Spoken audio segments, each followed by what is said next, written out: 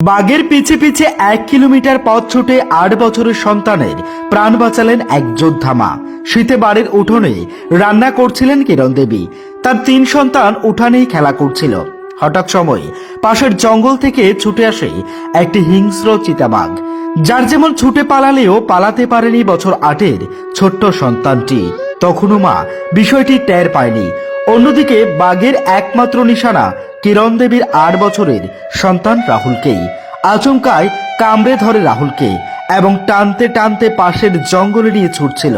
রাহুলের চিৎকারে পিছু ফিরে মা দেখেন রাহুল বাঘের মুখে। হ্যাঁ, অন্য কেউ হলে হয়তোবা ছুটে পালাতো, তিনি তো মা, তিনি ছুটবেন কেন? সাথে সাথেই কিরণ দেবী নিজের নারী ছেঁড়া ধনকে বাঁচাতে বাঘের পিছু পিছু ছুটলেন।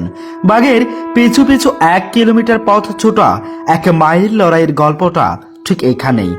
একটা সময় মা নয় যেন নিজের শিকার নিয়ে ছুটতে গিয়ে হাঁপিয়ে উঠেছিলেন। বাঘটি থমকে দাঁড়িয়ে বাঘটি মাকে ভয় দেখাতে শুরু করেন। কিরণ দেবীও থেমে থাকার পাত্রী নন, তিনিও ভয় দেখাতে থাকেন বাঘটিকে। একটা সময় বাঘটি রাহুলকে ছেড়ে তথা কিরণ দেবীর সন্তানকে নিজেই ওনার ওপর হামলা চালায়। তিনিও লাঠি সোঁটা নিয়ে আক্রমণ করেন বাঘের ওপর। অতঃপর বাঘটি রাহুল কিরণকে ছেড়ে অন্ধকারে মিলিয়ে যায় আর অসুস্থ সন্তানকে নিয়ে বাড়ি ফিরে আসেন কিরণ দেবী। সামাজিক মাধ্যমে এক যোদ্ধা মায়ের গল্প দিকে দিকে যখন ছড়িয়ে পড়ে, ওই মাকে অভিনন্দন জানাতে ভোলেননি ওই রাজ্যের আপামর মানুষের সাথে রাজ্যটির মুখ্যমন্ত্রীও। কেনই বা বাহবা পাবেন না বলুন তো?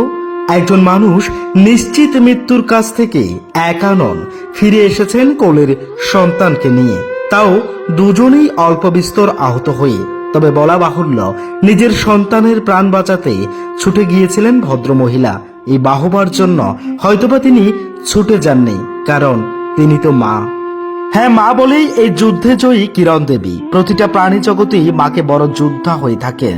পিপিলিকা থেকে আকাশের বাজ পাখি, নিজেদের সন্তানের কাছে প্রাণ বাজি রাখতেও এক বিন্দুও ভাবেন না ওরা। হ্যাঁ, মা বলেই কত শত অবহেলার পরেও সন্তানের মঙ্গল কামনায় এক বিন্দুও পিছু পা হন না।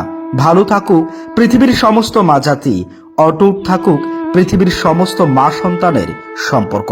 বন্ধুরা, বাঘের সাথে লড়াই করে প্রাণ বাঁচানো মায়ের জন্য আপনার অভিমত কি থাকবে জানাতে পারেন কমেন্ট বক্সে। আর এমন আরো ইন্টারেস্টিং ভিডিও সবার আগে পেতে আজই ফলো করে রাখতে পারেন আমাদের পেজ সোশ্যাল ফিস। আপনার দিন শুভ হোক।